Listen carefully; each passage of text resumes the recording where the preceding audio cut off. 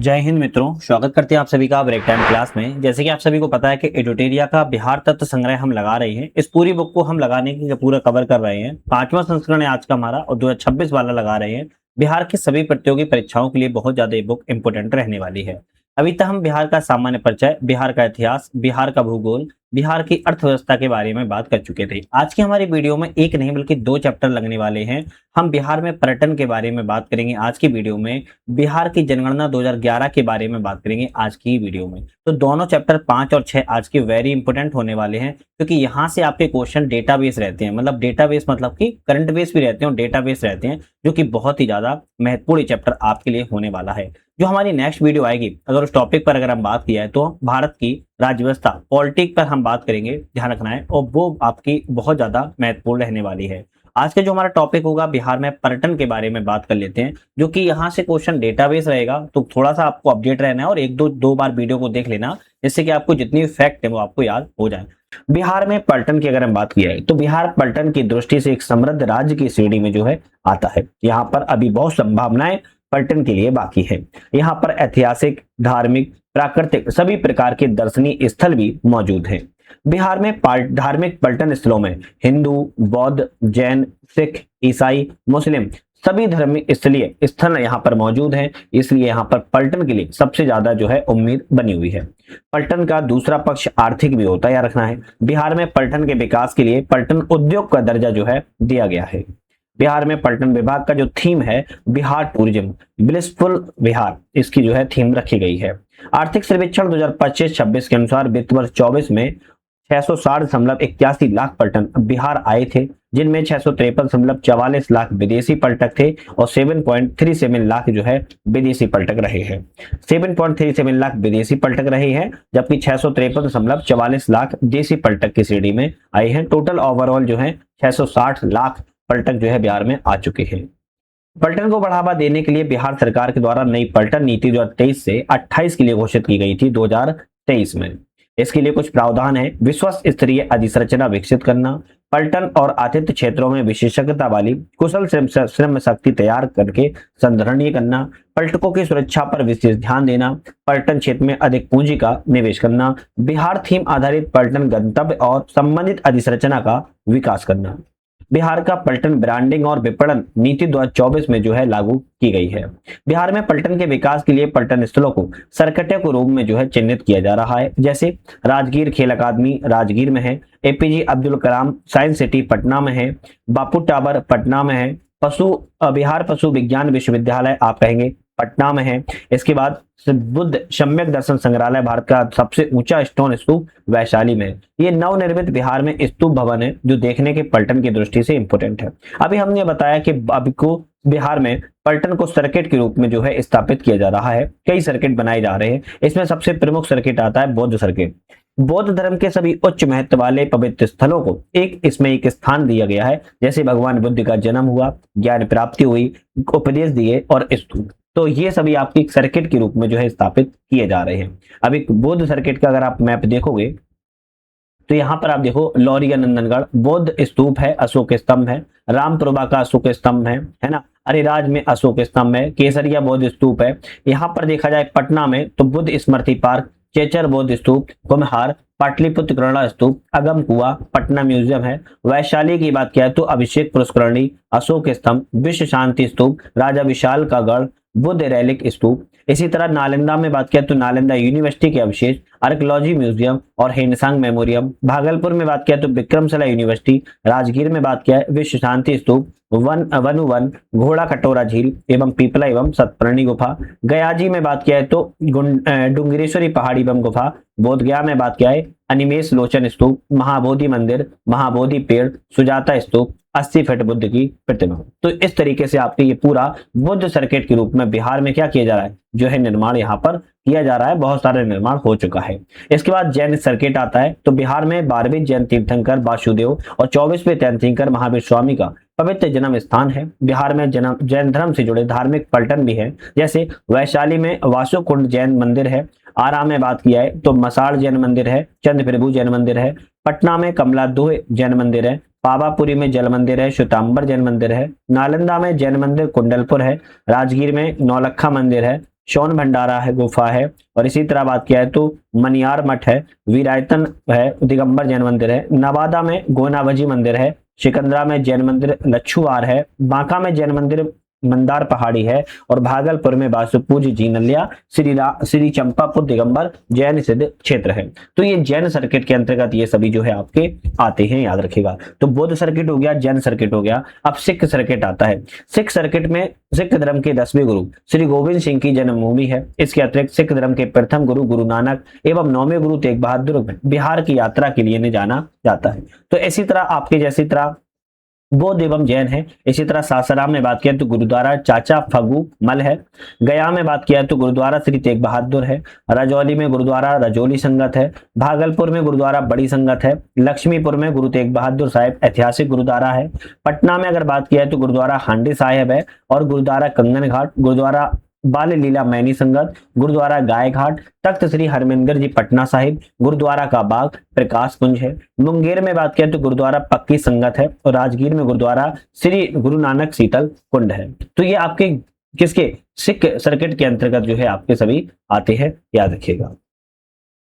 इसके बाद अगर हम बात की जाए तो आपका आता है रामायण सर्किट। अब रामायण सर्किट की बात किया तो हिंदू धर्म और सनातन धर्म के विकास में बिहार का उल्लेखनीय योगदान देखने को मिलता है। बिहार की पवित्र भूमि भगवान राम माता सीता से संबंधित भी रही है। बिहार हिंदू धर्म से कई मंदिर और दर्शनीय स्थल है। अब बिहार में रामायण सर्किट के अंतर्गत हिंदू धर्म से संबंधित बहुत सारे मंदिर और तीर्थ स्थलों को जोड़ा गया है। जैसे वाल्मीकि नगर में अगर हम बात की जाए तो नर देवी, गौरी शंकर वाल्मीकि आश्रम है। रामनगर में जानकीगढ़ चंकीगढ़ है। सीतामढ़ी में जानकी कुंड है।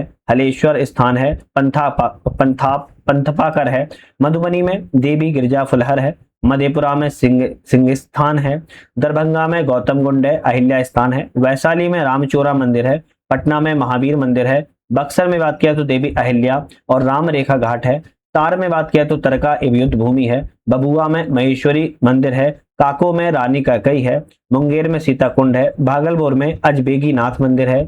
बांका में बात किया तो मंदार पहाड़ी है। जमुई में गिद्धेश्वर मंदिर है। गया में प्रेतशिला हील है। औरंगाबाद में देवसूर मंदिर, सीता थाप और उमंगा मंदिर है। तो ये रामायण सर्किट के अंतर्गत आते हैं। बौद्ध circuit, Jain circuit, Sikh circuit और रामायण सर्किट यहाँ पर बहुत ज्यादा महत्व है। अब इसके बाद आता है सूफी सर्किट। सूफी सर्किट बिहार की भूमि सूफीवाद, चिश्ती एवं सोहरावर्दी से संबंधित रही है।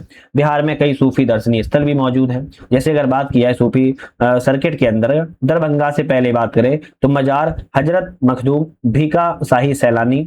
वही मोतिहारी में बात की जाए तो बदक मियाँ अंसारी मजार। मुजफ्फरपुर में बात किया तो दरगाह हजरत दाता कम्बल शाही चिश्ती। सिवान में बात किया तो हसनपुरा दरगाह। छपरा में कुंवारे पीर बाबा दरगाह। मनेर में मनेर शरीफ दरगाह। बक्सर में दरगाह दरिया साहेब बाबा। शासाराम में शेरशाह सूरी का मकबरा। औरंगाबाद में अमजहर शरीफ दरगाह। पटना में बात की जाए तो आपकी खानकाह इमादिया करंदिया। बेगू हजजाम मस्जिद। खानकाह मुजीबिया फुलवारी शरीफ। खानकाह मुनीमा कामरिया हजरत मुनीम पाक बाढ़ की दरगाह। जहानाबाद में बात किया तो हजरत बीबी कमल मकबरा। इसके बाद हाजीपुर में हाजीपुर करबला। सुपौल में बात किया तो मजार पीर अशफाकुल्ला पीरगंज। मुंगेर में मजार पीर हजरत पीर साहब साय नफी जमिया रहमानी नहकाय खानकाय। भागलपुर में बात किया तो मजार हजरत लाल मोहम्मद साहे जंगी। पूर्णिया में बात किया है तो आपकी ख्वाजा दरगाह ख्वाजा सैयद साहे अजमतुल्ला चिश्ती। अररिया में बात किया तो मजार शाही साहिबीर साहे वर्सी। तो ये सूफी सर्किट के अंतर्गत जो है सभी आते हैं। आपके इको सर्किट भी बनाया गया है। कौन सा इको सर्किट? इको सर्किट में प्राकृतिक छटा, जैविक विविधता, मनभावक पर्यावरणीय दृश्यों से परिपूर्ण स्थल जैसे पहाड़, झरने, हरियाली, मनभावक दृश्य जो है आते हैं, उसे इको सर्किट के अंतर्गत देखा जाता है। जैसे वाल्मीकि टाइगर रिजर्व, उदयपुर वनजीव अभ्यारण्य, अमवा वनजीव, कुशेश्वर स्थान पक्षी अभ्यारण्य, कांवर पक्षी अभ्यारण्य, सीताकुंड, विक्रमशिला गंगटोक डॉल्फिन, भीम बांध वनजीव अभ्यारण्य, ओढ़नी डैम, पटना जू इकोलॉजी इको पार्क, करकट जलप्रपात, कैमूर वनजीव अभ्यारण्य, तेलहर जलप्रपात, बराबर की गुफाएं, घोड़ा का टोरा, गड़ी डैम। इसके बाद आपके पांडु पोखर, राजगीर चेचर एवं जू सफारी, कलीस जलप्रपात, तुतला भवानी जलप्रपात, मांझर एवं धुआं कुंड। इसके बाद इंद्रपुरी बैराज, गौतम बुद्ध वनजीव अभ्यारण्य, ककोलत जलप्रपात, नकटी डैम नाकी डैम, ये सभी आपके प्राकृतिक रूप से इको सर्किट के अंतर्गत आते हैं। पहाड़, झरने, हरियाली, टाइगर रिजर्व, वन्य अभ्यारण्य सभी आपके शामिल किए जाते हैं। यूनेस्को विश्व विरासत स्थल की सूची में बिहार के 2 स्थलों को चिन्हित किया गया है। पहला आता है महाबोधि मंदिर कॉम्प्लेक्स, जो कि बोध गया में है, 2002 में शामिल किया गया था। महाबोधि मंदिर बोध गया स्थित बौद्ध धर्म का सबसे पवित्र स्थल है। भगवान बुद्ध को ज्ञान प्राप्ति बोध गया में हुई थी और इसी मंदिर के प्रांगण में बोधि वृक्ष जो है मौजूद है, जिसके नीचे भगवान बुद्ध को ज्ञान प्राप्त हुआ था। दूसरा है आपका नालंदा महाविहार का पुरातात्विक स्थल, जो कि नालंदा है, 2016 में शामिल किया गया है यूनेस्को विश्व धरोहर स्थल में। नालंदा महाविहार का निर्माण प्राचीन गुप्त काल में शिक्षा केंद्र के रूप में हुआ था। यह बौद्ध धर्म का सबसे बड़ा शिक्षा केंद्र था, विश्व का प्रथम बड़ा विश्वविद्यालय माना जाता है। बख्तियार खिलजी के द्वारा लेकिन नालंदा विश्वविद्यालय को ध्वस्त कर दिया गया था, लेकिन 2010 में संसद द्वारा पारित नालंदा विश्वविद्यालय अधिनियम राजगीर में नालंदा विश्वविद्यालय की पुनर्स्थापना का कार्य किया गया और 2014 से इसमें शैक्षणिक सत्र प्रारंभ जो है किया गया है। तो ये आपके पर्यटन स्थल थे। अब आपको हो सकता है पर्यटन स्थल 1 से 2 बार याद कर लेना, जो कि इंपॉर्टेंट है, क्योंकि मैप के माध्यम से था इस बुक में, तो मैप के माध्यम से ही हमें पढ़ाना पड़ा है। नेक्स्ट हमारा चैप्टर आता है बिहार की जनगणना के बारे में, जो कि बहुत ही महत्वपूर्ण चैप्टर है। अब बिहार की जनगणना 2011 के बारे में बात की जाए तो भारत की जो पहली जनगणना है, किसकी? भारत की पहली जनगणना 1872 में लॉर्ड म्यो के समय में की गई थी। भारत में अगर नियमित जनगणना की बात की तो 1881 में लॉर्ड रिपन के समय में जो है की गई है। तो दोनों याद रखना है। अगर बात की जाए 1872 में तो लॉर्ड म्यो के समय में की गई थी, 1881 में लॉर्ड रिपन के समय में की गई थी, याद रखिएगा। इसके बाद 1936 ईस्वी में उड़ीसा से बिहार के अलग होने के बाद 1941 ईस्वी में बिहार की जनगणना पृथक रूप से की गई है। इसके बाद 2011 की बात की जाए तो देश की 15वीं जनगणना थी, क्या रखना है, 2011 की देश की 15वीं जनगणना थी, जिसके आयुक्त सी चंद्रमौली थे। 2011 की जनगणना का आदर्श वाक्य जो था, हमारी जनगणना हमारा भविष्य। और 2011 की जनगणना में बिहार की कुल जनसंख्या 10,40,99,452 बताई गई है, जो भारत की कुल जनसंख्या का 8.6% है। जनसंख्या की दृष्टि से बिहार का स्थान की बात करें तो उत्तर प्रदेश महाराष्ट्र के बाद तीसरा स्थान है। तो सबसे पहले आपका उत्तर प्रदेश में पॉपुलेशन है, उसके बाद महाराष्ट्र में पॉपुलेशन है, इसके बाद आपके तीसरे नंबर पर बिहार के पॉपुलेशन का नाम आता है। बिहार और भारत के 2011 के अगर आंकड़ों की बात की जाए, कुल जनसंख्या की बात किया, बिहार में 10.41 करोड़ है, वहीं भारत में 121 करोड़ के लगभग है। 2011 के आंकड़े की बात कर रही है। कुल जनसंख्या पुरुषों का प्रतिशत की बात किया तो बिहार में 52.14% है, वहीं भारत में 51.54% है। महिलाओं की कुल जनसंख्या प्रतिशत में बात किया है तो 47.86% है बिहार में, जबकि भारत में 48.86% है।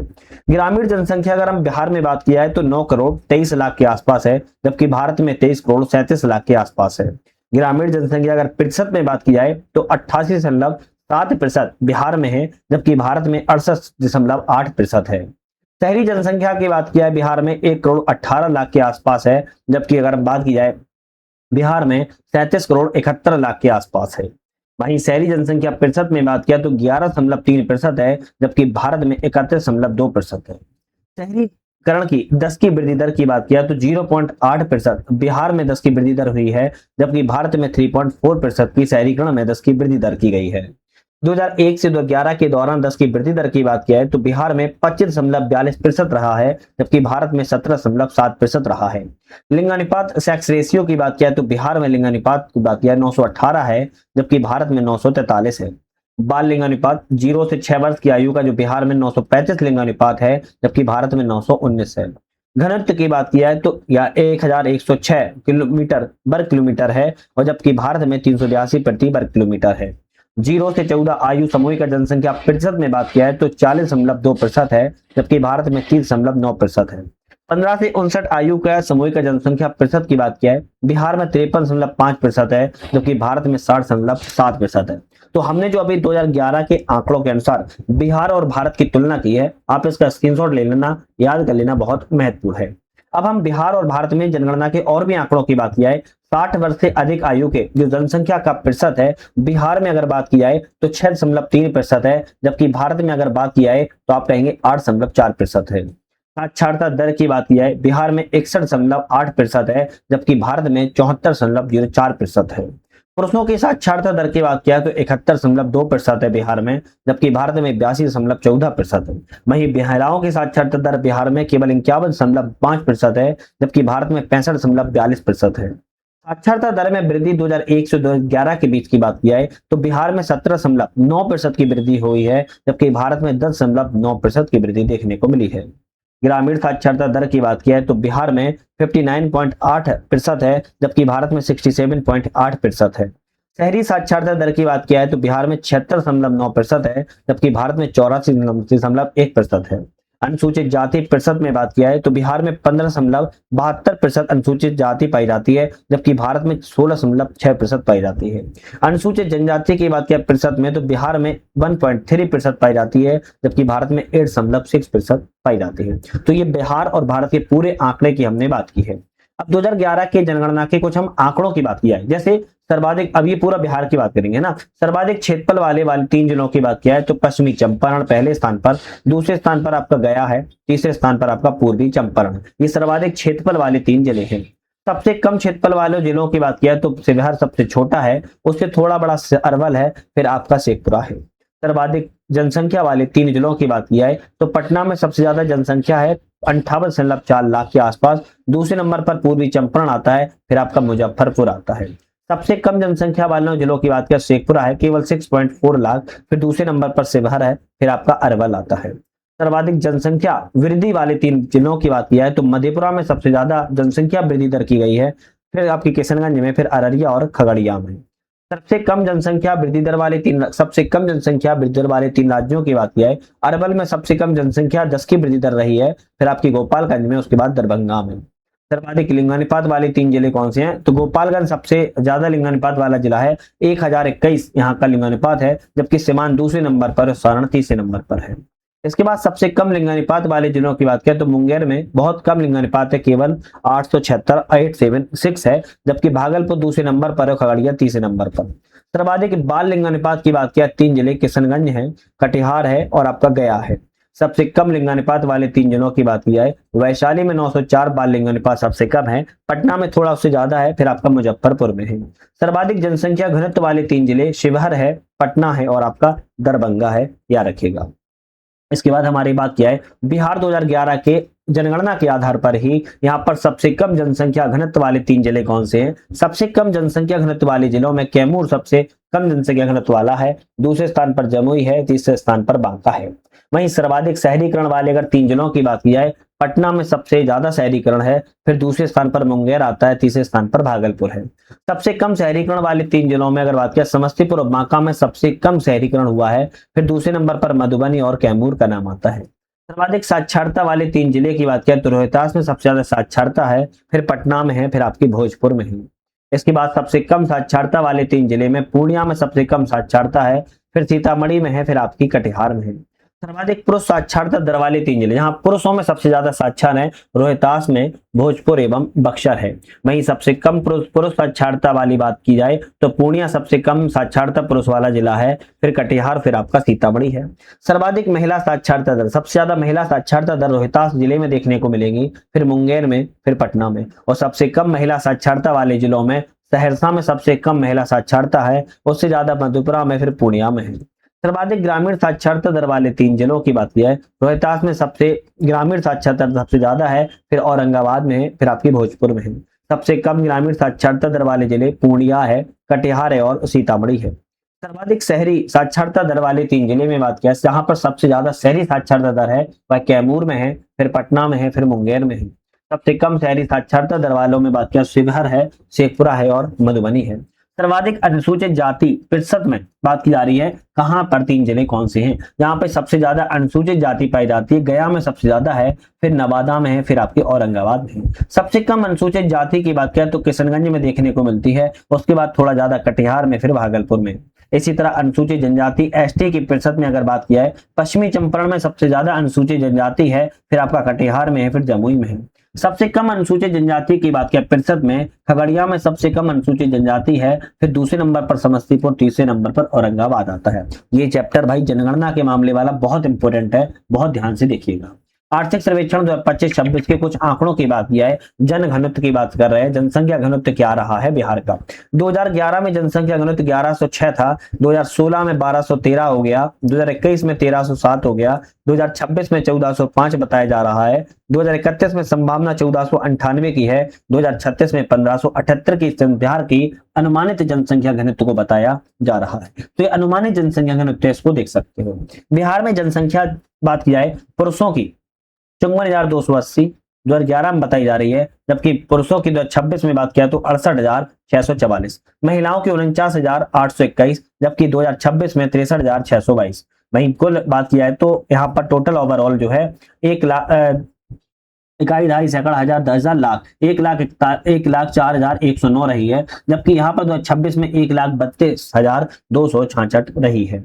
अब बिहार का प्रजनन दर जो आपकी फर्टिलाइज रेट होती है बात किया है तो कुल ओवरऑल कितनी है तो 2.8 है। कितना है 2.8 रही है, जबकि ग्रामीण में 2.9 है और शहरों में 2.2% है। याद रखिए, तो ये क्या है आपकी प्रजनन दर है बिहार में महिलाओं के मामले में, ग्रामीण में 2.9 है, शहरी में 2.2 है, ओवरऑल 2.8 देखने को मिली है। तो यहाँ पर हमने अभी तक अपने दो चैप्टर की बात की है, एक तो आपका पलटन वाला चैप्टर था और दूसरा आपका कौन सा था जनसंख्या वाला चैप्टर था 2011 के बारे में। तो ये दोनों चैप्टर आपके आज की वीडियो के लिए बहुत ज्यादा महत्वपूर्ण थे, बहुत अच्छे से कवर किएगा क्योंकि डेटा इसमें आपसे ज्यादा है, कहीं ना कहीं 2-3 बार इसको देख लेना या फिर नोट डाउन करते चलना। नेक्स्ट जो हमारी वीडियो आएगी बिहार में पॉलिटी राज व्यवस्था के बारे में बात करेंगे, जो कि बहुत ही चैप्टर इंपोर्टेंट रहने वाला है। इसके बाद हमारा 2 वीडियो और आएंगे, पूरा किताब हम कंप्लीट कर लेंगे और फिर हम एमसीक्यू लगाना स्टार्ट जो है कर देंगे। तो आज ही समाप्त करेंगे, वीडियो पर बने रहने के लिए धन्यवाद।